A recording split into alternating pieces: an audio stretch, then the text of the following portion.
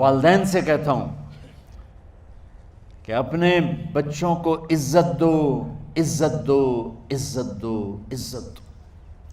پھر آپ سے زندگی کے بڑے فیصلے ہیں شادی، آپ لوگ اکٹھے پڑھتے ہو لڑکے لڑکیاں، اپنی شادی کے فیصلے خود نہ کرو، اپنے ماں باپ کے حوالے کرو، اس میں شرافت بھی ہے، اس میں برکت بھی ہے، اس میں رحمت بھی ہے، اور اس میں والدین کی دعائیں بھی ہیں۔ کورٹ میرج کو ہوا نہ دو، boyfriend girlfriend culture ہمارا نہیں ہے، میرے نبی کے طریقے میں مرد اور عورت کا صرف نکاح سے تعلق ہے، اس کے علاوہ سب جہنم کی آگ ہے۔ اور والدین سے کہتا ہوں کہ اپنے بچوں سے پوچھ کے رشتے کرو، زبردستی مت کرو۔ میرا معاشرہ بہت سنگین قسم کے جرم کا شکار ہے، بچوں پہ مسلط کر دیتے ہیں، ایتھے ہی کرنی ہے، ایسے جٹائیں چی کرنی ہے، بٹائیں چی کرنی ہے، پتہ نہیں آئے کتوں ہیں جٹ بٹ۔ چلو تم ناراض نہ ہو، راجپوتائیں چی کرنی، میں راجپوت ہوں، میں اپنی قوم کو بھی رگڑ دیتا ہوں، راجپوتائیں چی کرنی، اگاں کرنی ہی کوئی نہیں۔ یہ ظلم و ستم اولاد پہ مت کرو، اپنی بچی سے پوچھو، اگر بیٹی ہاں کرے تو پھر قدم اٹھاؤ، اگر بیٹی کہہ دے میں نہیں کرنا چاہتی تو وہ نافرمان نہیں ہے، اللہ کے واسطے میری سنو، صرف تم نہیں سن رہے ہو، اس کیمرے سے لاکھوں کروڑوں لوگ سن رہے ہیں۔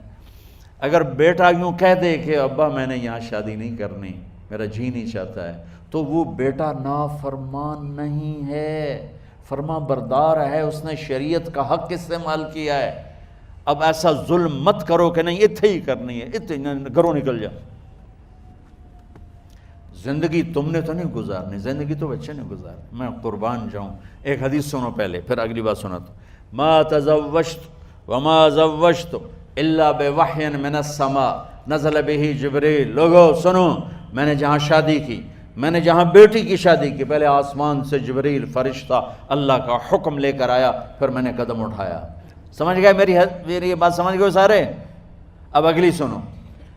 حضرت علی فاطمہ کا رشتہ لینے آ گئے، اور جبریل ان سے پہلے آ گیا کہ یا رسول اللہ فاطمہ علی کے لیے ہے۔ باپ محمد مصطفیٰ جیسا ہے، رشتہ مانگنے والا علی جیسا ہے، اور بیٹی فاطمہ جیسی ہے۔ اور آپ پوچھتے ہیں علی کیسے آئے؟ وہ شرم کی وجہ سے کچھ کہہ نہ سکے، چپ۔ آپ کو تو پتہ تھا، آپ نے فرمایا فاطمہ کے رشتے کے لیے آئے ہو؟ کہا جی۔ تو جبریل تنال بیٹھا ہوا ہے کہ یا رسول اللہ اتھے ہی کرنا ہے۔ آپ نے ہاں نہیں کی، آپ نے کہا انشاءاللہ، اور یہ کہہ کر اٹھ گئے۔ انشاءاللہ نبی کا ہاں ہی ہوتا ہے، لیکن جبریل کے آنے کے باوجود اور اللہ کے کہنے کے باوجود میرے نبی کو بھی پتہ ہے کہ یہ رشتہ یہاں کاتب تقدیر نے لکھ دیا ہے، لیکن امت کو سبق سکھانے کے لیے آپ گھر تشریف لے گئے۔ بیٹی فاطمہ کہا جی یا رسول اللہ۔ کہا علی کا رشتہ آیا ہے، میں ہاں کر دوں؟ سبحان اللہ۔ میں اپنے دیہاتی بچیوں پہ مجھے رونا آ گیا کہ جنہیں پتہ ہی نہیں ہوتا سانو کہیں دے نال بندے پہن، جانور ہے یا انسان ہے۔ علی جیسا داماد، چلو علی کو چھوڑو، فاطمہ کو چھوڑو، جبریل آیا بیٹھا ہے، جبریل آیا بیٹھا ہے۔ اس کے بعد فاطمہ سے پوچھنے کی کیا بات ہے؟ جبریل آ کر کہہ رہا یا رسول اللہ، اللہ کہہ رہا فاطمہ علی کے لیے ہے اور علی فاطمہ کے لیے ہے، اور پھر آپ کہتے ہیں بیٹی فاطمہ ہاں کر دو؟ ہماری تو آج کی بیٹیاں انکار نہیں کرتی، چپ کر کے گاں ماش طرح بن چھڑ دین قلعے نال۔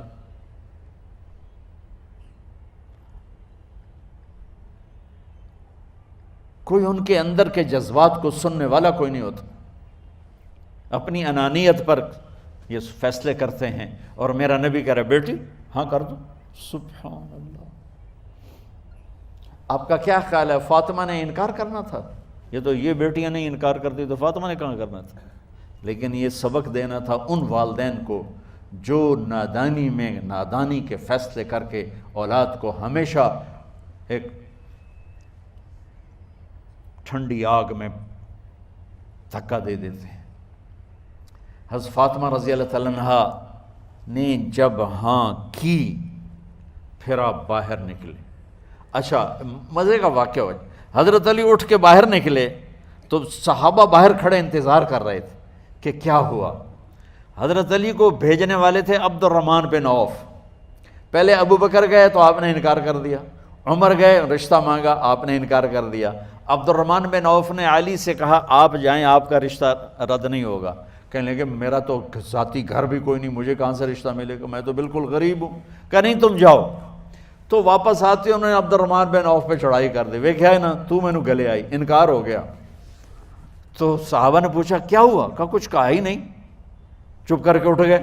تو عبد الرحمن بن عوف کہنے لگے کچھ بولے صحیح، کہ بس اتنا کہا انشاءاللہ کا تو مبارک ہو، نبی کا انشاءاللہ ہاں ہوتا ہے۔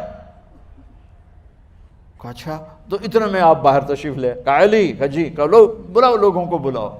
ساری مسجد بھر گئی، آپ کے ساری مسجد فل ہو گئی۔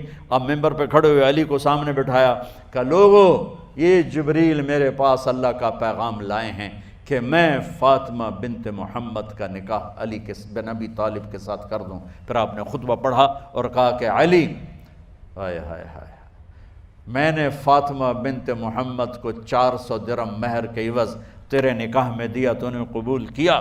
حضرت علی نے زور سے نعرہ لگایا میں نے قبول کیا، اور سجدے میں چلے گئے، اللہ کا شکر کا سجدہ ادا کیا۔